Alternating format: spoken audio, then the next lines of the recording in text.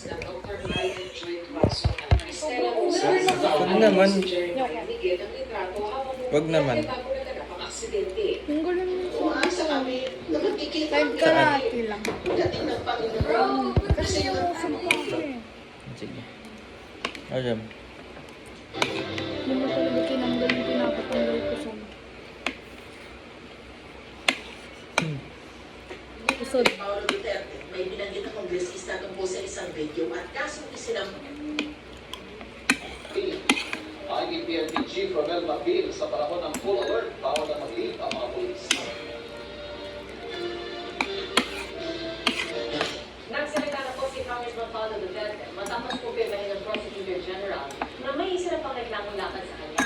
Walang pa siya natatanggap na dokumento sa nito at pagkaroon na ang nangyari ang insidente. Nakatuto si Darlene Tay. Daron nakakita ako ng video, lugay-lugay na nakitabo. Sa isang video mula sa staff ni Davao City First District Representative Paolo Duterte, may binanggit na kongresista tungkol sa isang video at kasong isinamparaw sa kanya.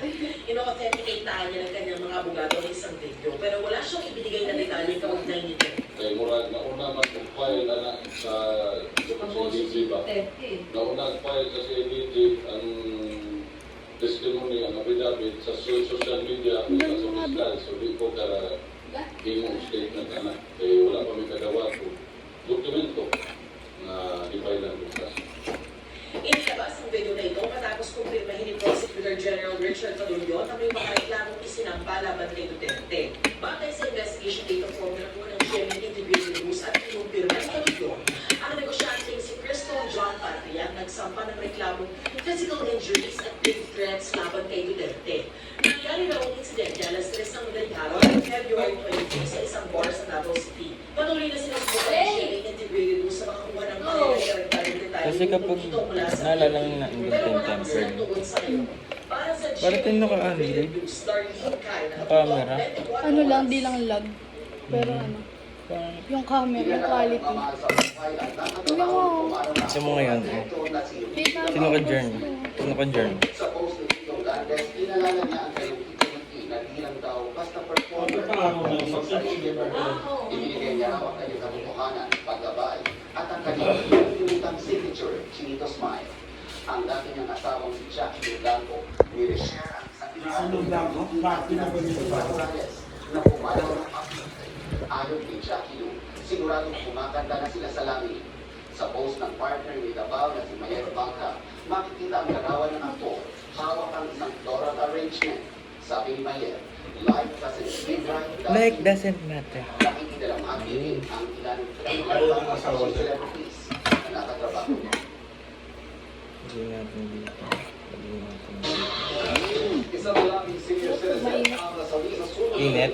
sa Santa Masarap Rosa, pag Manila. mainit. Ayon sa asawa ng Aylong at katulong, ang 72 anyos sa biktima. Sinubukan daw siya gisingan at tulitas sa kanyang apo. Hindi ka nag-edit ng video natin. Wala lang akong ano, Wala lang time. timing. Parang ano, ginugulo mo ako palagi. Hindi ah. Kung pagpupunta ka sa akin, kukunin mo yung cellphone. Nagsabi ka pa po. Nunod pa. Gusto ko mga photos lang makikita mo. Bawal sa photo walk, sinaway ang certificate of driver. Ay, ito yung namaki yung babae ko. Sa balita, Yung friend mo, Ano ako? Hindi daw siya. mga alam eh. Babae nakamotor, tapos nakagigil pa siya. Ay, nakikita sa ano? TikTok. Nakasasakyan. Pinagpapaliwanag. Nakatuto. Tapos pinos niya pa. Yung bakit nga ba? Ayun, ayun ang babae. Sa video ito ay in-upload ng motovlogger na si Yana sa kanyang Facebook motovlogger. page at kumalat na rin sa iba't ibang social media sites. Makikita na nag-bad finger siya sa isang pickup na nasa kanyang likuran. Ang trip niya, ba't Nakaka-caption pumunta? sa video, Panoorin natin. Para malaman natin. nag-overtake siya. Biglang yung nag-swerve ang pickup at muntik siyang masakit. Nang magpatabot sila, Bakit mo ba?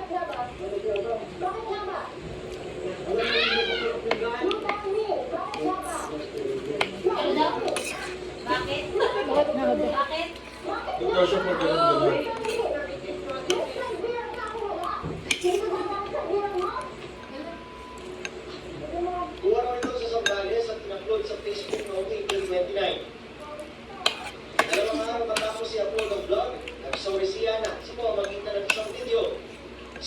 din daw ng personal na kausapin ng driver ng pick-up pero hindi sila nagkaharap.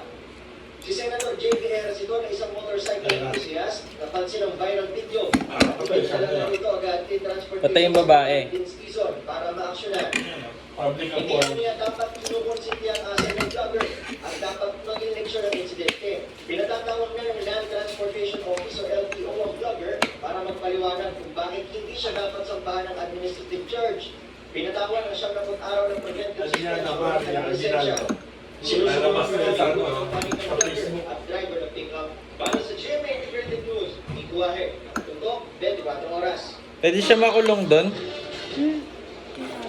Nasunog ang mga Hindi naman, pero sa mall lang ang lisensya. operative sa hotel ko, kasama ka ng Cotabato. Na-brought out sa ilang lugar dahil tinatayang Kaya hindi mainline siguro ng kuryente. Dahil balik silang power supply. Nakakakalungkot talaga si John.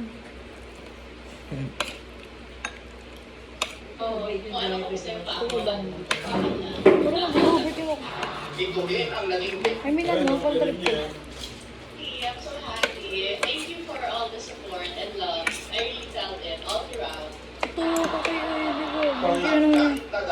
Hindi hindi ba doon ba nagbulo? Hindi ko na alam eh. I think Yan. it's still on adrenaline. Hindi din hindi daw. Sabi ni Eddie, pag naliligo, Dapat sabi niya hindi daw. Ano lang daw. Ito din Nagawa ang niya naging daw. defining moment for Kain, tulog, basketball. Siyempre yun, I hindi fell na a while ago on stage. nandiyan ka na. And Ano na the naisip? thing with me is, Wala ka whenever ng I gana. fall in life, I always make sure I come back stronger. Last year, I was here on this stage, and for the second time this year, I'm here putting everything on this stage to be Miss Universe Philippines.